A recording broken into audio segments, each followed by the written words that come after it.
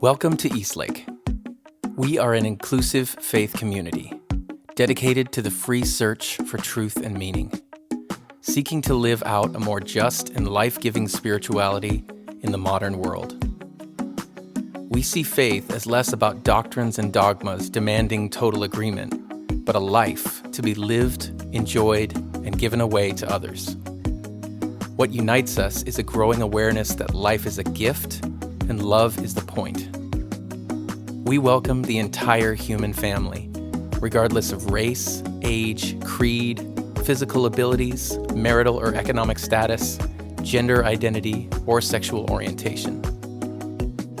So if you are curious and have come to see, if you are tired and have come to rest, if you are grateful and have come to share, if you are journeying and have come to grow, if you are wounded and have come to heal, if you are joyful and have come to shine, welcome home.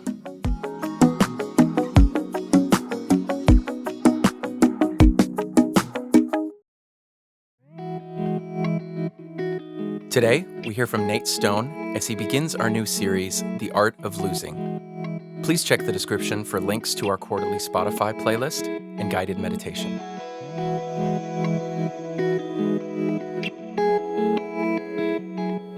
What's going on, Eastlake? My name is Nate Stone. Maybe some of you, we have interacted at some point, we've met.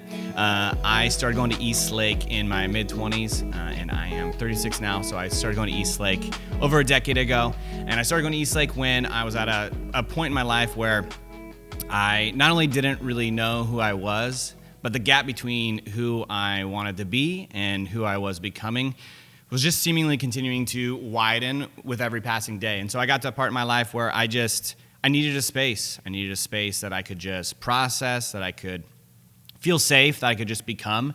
And Eastlake was that space for me. I tell people in many ways I grew up at Eastlake. It's where I really discovered who I wanted to become and started making actual steps toward doing that. It's where I met my wife. It's where I met a ton of my really close friends. It's where I met the best man in my wedding, and it's where I still continue to cultivate relationships with. And so there's this quote, I think it's from Ubuntu, that says, "I am who I am because of who we are." And so if we haven't met, and this is the first time you ever heard my voice or seen my face, thanks for being a part of my story, whether you wanted to or not.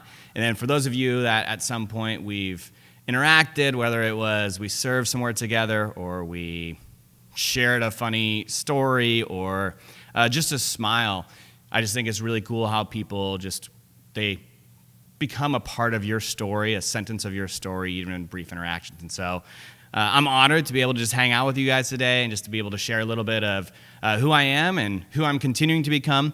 My wife and I, we actually decided to also create a space, much like Eastlake, that allows people to just process and become.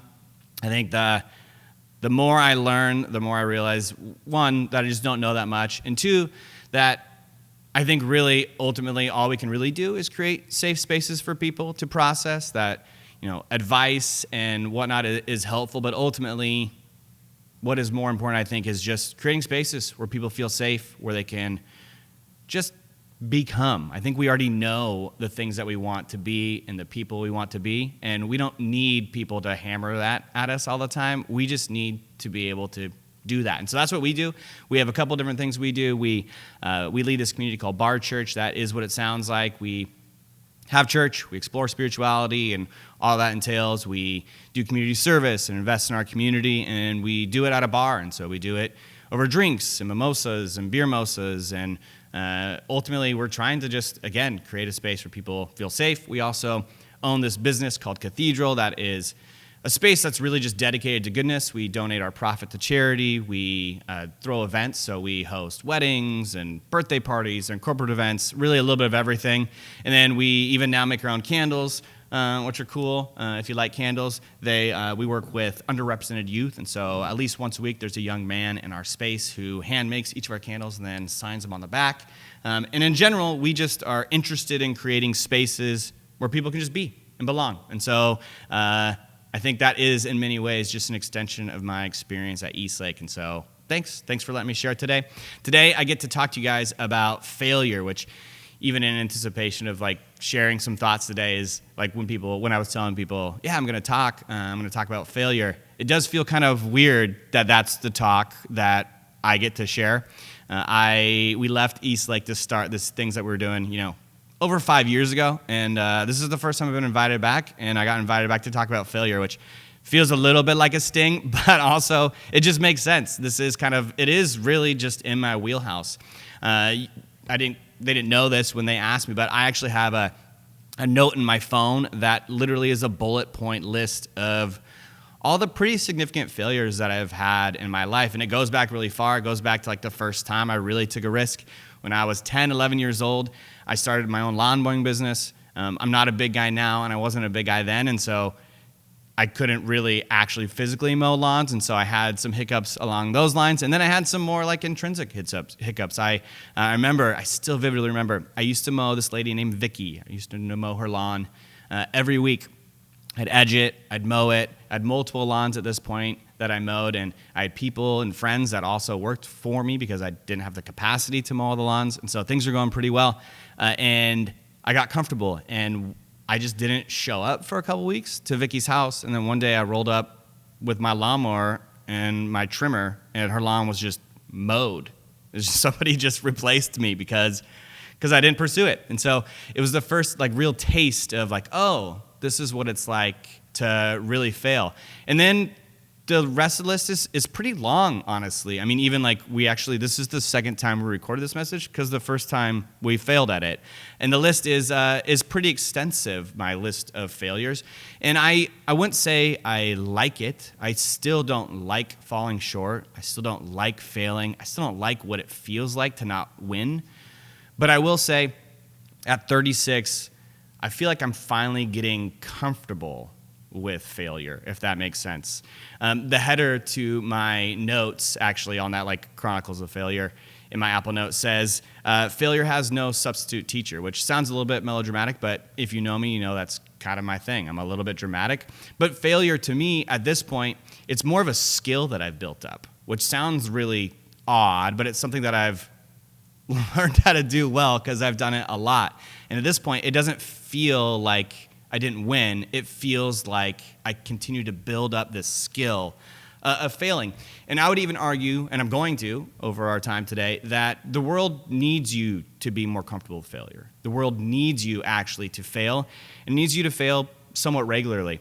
In my mind, I'm sure there's more, but in my mind, there's three primary functions of failure that I'm going to share today that I think failure and failure alone does well for us. The first is personal growth for personal gain. The second is personal growth for interpersonal gain. And the last is personal growth for collective good. And none of those are super catchy, and I get that. And so I'm going to do my best job to explain what those mean to me, and I think how they flesh themselves out for us in our own lives. Each is beneficial, and each is really critical. I spent a decent amount of my late teens and 20s seeing failure as something that other people placed upon me and not taking any personal accountability. And each of those examples of personal failure will require you to take some personal accountability. Even if you are right, you aren't right 100% of the time. And so anytime you feel like you failed, whether it's you lost a job or whatever it is, you will need to take some personal accountability if you want to grow from it. Let's first talk about failure as a means of personal good and growth. So this is predominantly, I would argue, the American view of failure. It's the rite of passage for personal glory. This is the MJ, the Michael Jordan model. You miss 100% of the shots you don't take. And there's some health in this. This is how we grow in really any category, whether it's basketball or public speaking or working out or being a parent or being a partner. We do have to take risks and fail multiple times in order to get good at really anything. All of those things we need to fail at in order to get good in. That's just the way we work. There are, I would argue, a few problems with viewing failure predominantly in this way. The first is, for every MJ, there's a million kids who can't make the high school basketball team. And it doesn't matter how many shots they take or how many drills they run. Some kids, like me, are 5'8"-ish and can't jump and aren't very fast. And so it doesn't matter how many shots I take and how many drills I practice. I'll never make it to the NBA. And when we view failure as predominantly this way to succeed, when we don't, it becomes our identity or something is wrong with us. So instead of failing at a thing, we identify ourselves as failures. And each time, it almost feels like a personal attack when you fail if you treat failure predominantly as an opportunity for personal growth, for personal gain. You start telling yourself, you don't have what it takes, you couldn't measure up, you don't have the ability, which might be true, but you start to identify as a failure instead of viewing a thing as something that you just failed at. I also think, second, even if you can avoid that pitfall of beginning to identify personally as a failure, it's ultimately just self-serving in many ways.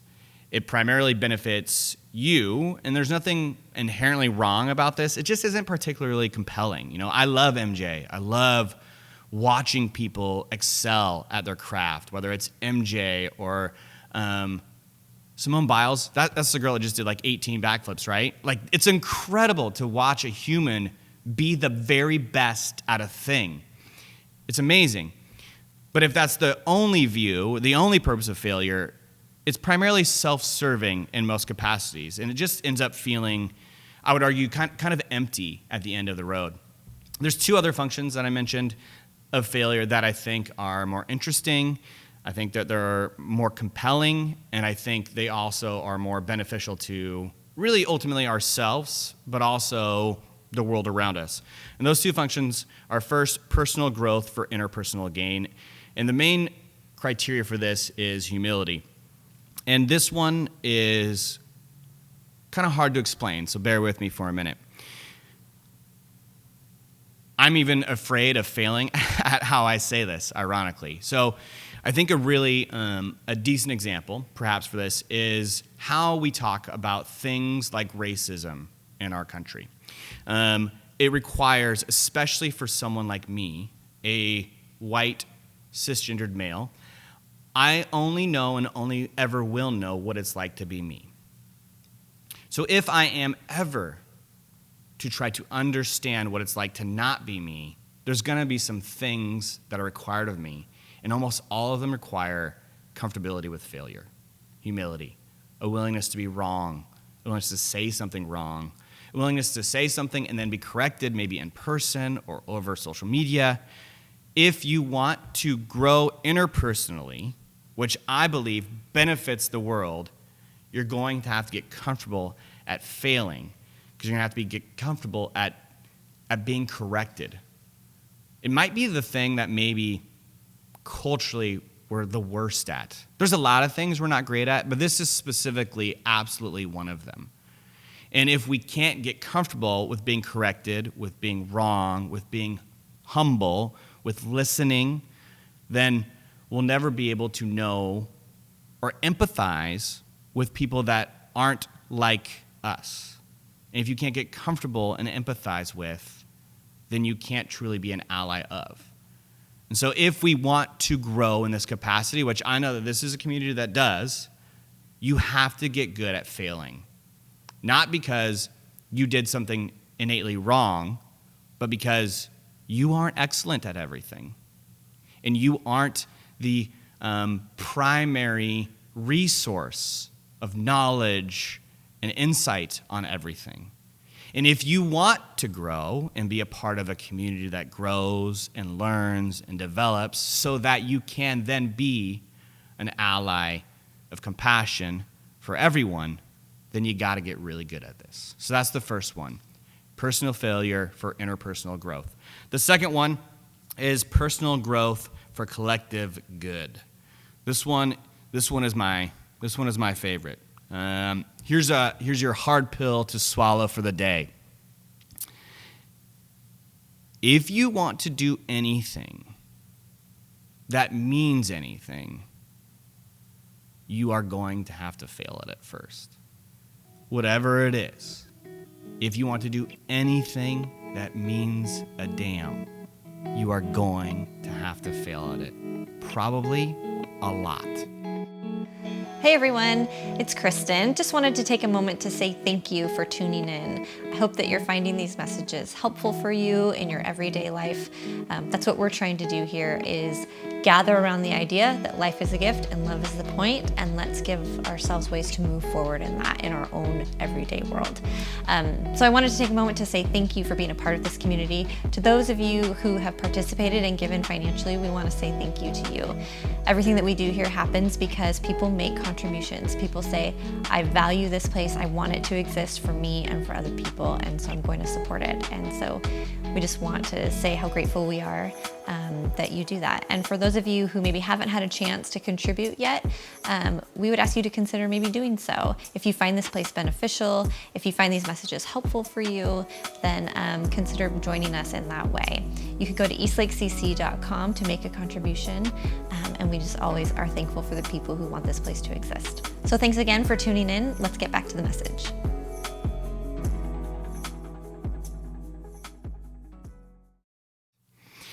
Everything that's good that's been done to move humanity forward has been preceded by thousands of people who didn't accomplish the actual goal. Martin Luther King Jr. wasn't the first civil rights activist, and I think it's really apparent that he certainly hasn't been the last. Harvey Milk wasn't the first LGBTQ rights activist, and I think it's very abundantly clear that he won't be the last and hasn't been the last. Susan B. Anthony wasn't the first women's rights activist, and she certainly hasn't been the last. For every one of those, there have been thousands, millions maybe, of voices, a cacophony of individuals who've contributed to the causes and issues and things they want to do to move the world forward. And they have mostly not reached the mountaintop. If you want to do anything that's important, that brings justice and wholeness and compassion and goodness, you're going to fail at it. That's just the way things work. The world needs you to fail.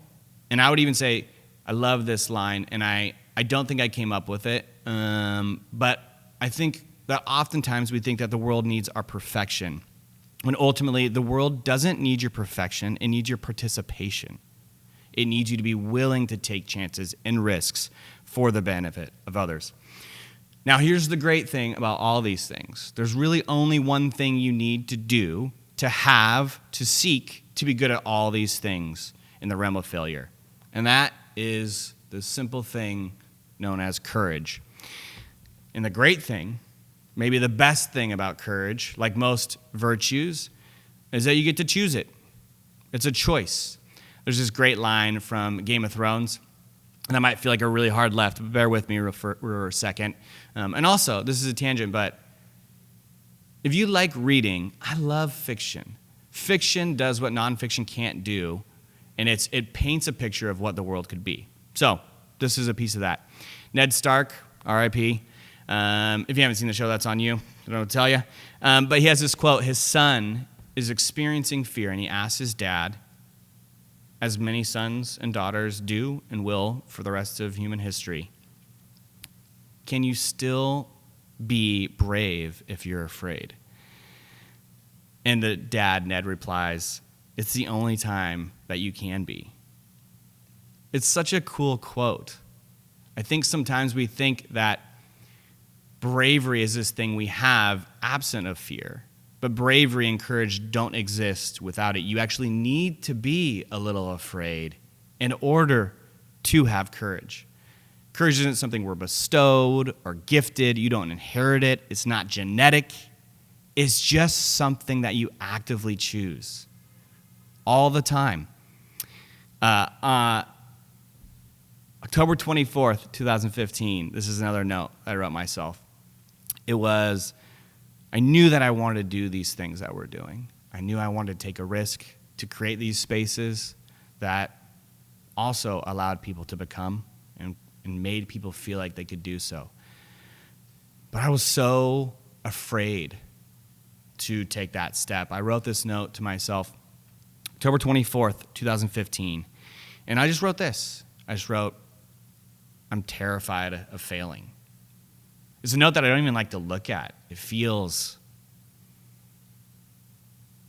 cowardly, honestly, because the stakes, they're always relative, but they weren't that high. And yet I felt this thing in my gut that said, if you fail, this is who you are. It was 12 days before my first kid was born. I have 3 kids, and my oldest was born November 4th. And I had a friend at the time, it might have even been Jason Lewis, and I was telling him how afraid I was. And he said, what would you tell Cleveland? And I knew in the moment, I knew exactly what I would tell her. Because the best advice you can give someone is the advice you give to the person you love the most. And I knew exactly what I would tell her. I would tell her to be brave, to be bold, to take chances. My wife, Amy, and I, we've worked out and written out our family values. And one of them, our first one that we wrote, is Stones are brave. We take risks at potential personal cost for the benefit of others. And we have 3 kids. Their names are Cleveland, Kennedy, and Maverick. All their names mean something, but their middle names all mean lion. Cleveland's middle name is Arya, little lioness. Kennedy's middle name means Leona, lioness. And Maverick's middle name is Leo, which just means lion. We gave them these names not because we think they're badass. We gave them these names because we wanted to be rooted in their identity, this idea of courage, this notion of bravery.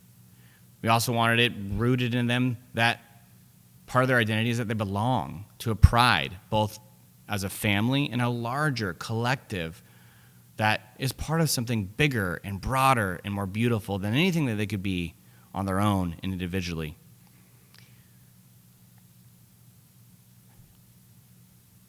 Cleveland is in preschool, and Cleveland is the most like me. She is opinionated and strong-willed, and part of my job as a dad is to not crush that in her, to not tame her, but to encourage her to continue being wild and opinionated and bold. And when I do that, well, it's when I'm most proud of her. She has a girl in her class who's a little bit quieter. And she recently had her, I don't know what you call it when you're in preschool. They call it something like teacher-parent conference, which is so funny with a 5-year-old. What is a teacher-parent conference? And she, at the teacher-parent conference, they went over all the normal things. Looks like she can draw straight lines and color some stuff, and she knows her alphabet. But what the teacher told her that I was most proud of, or the teacher told us, was that there's a girl who's a little bit quieter in her class. And Cleveland consistently brings her into the fold. That when she's sitting by herself, Cleveland goes and pulls her over. That when she's not feeling like she's a part of the team, Cleveland invites her into it. When they're playing on the playground, Cleveland grabs her hand and makes sure she knows that she's in a space, that she's safe, and where she belongs. And when the teacher told me that, I just was so fucking proud of her. Because it told me that the name we gave her and the things we're teaching her, they're sticking. And that she's choosing consistently and often to be brave, to risk failure, relationally, individually. I wear a lot of different hats, and I do a lot of different things. But as I continue to discover who I am and who I'm becoming and really identify the things that I'm built to do, I think I'm identifying that what I'm best at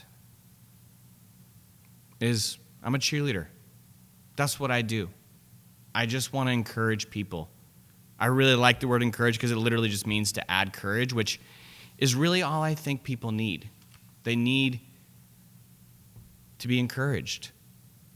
We need to add courage to people's lives so that they can take the risks to fail at a lot of different things. And what I want you to hear today, more than anything, is that you got it. You have what it takes. You get to choose to be courageous and brave and all that entails.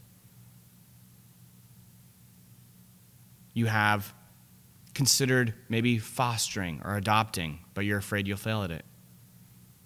You can do it. I promise. You want to take this risk that you think might not pay off for you, but will help other people. You can do it. You have a friend who's experienced loss or is grieving, and you're worried that if you sit with them, you're going to say the wrong thing. You'll be fine. Just show up. Just do something. You want to engage with conversations on racism or sexism or genderism or any of the isms, and you're worried about screwing it up. You will. It's fine. Just do it. You have what it takes. The world needs you to fail. The world needs you to get comfortable with it. If you want things to improve, if you want to move the needle, if you want to bring humanity forward, if the verse that you want to contribute to the universe, if you want it to be significant, all you got to be willing to do is fail a little bit. There's this guy, his name's Brian Stevenson. You might have heard of him. He wrote Just Mercy, and there's now a movie if you don't want to read the book. The book's fantastic. And he founded this organization called the Equal Justice Initiative. And he tells this really cool story.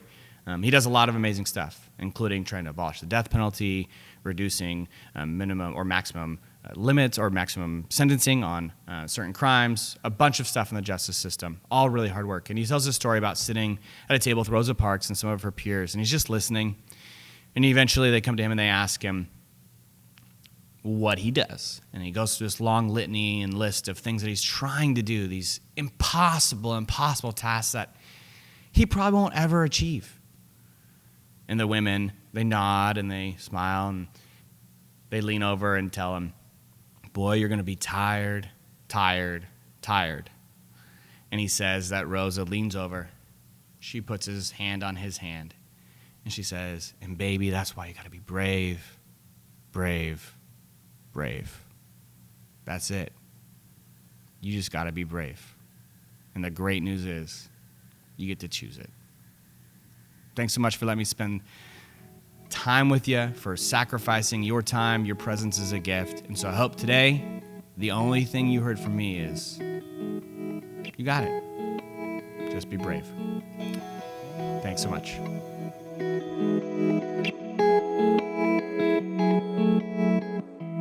Thank you for joining us. To make a donation, head to eastlakecc.com/donate.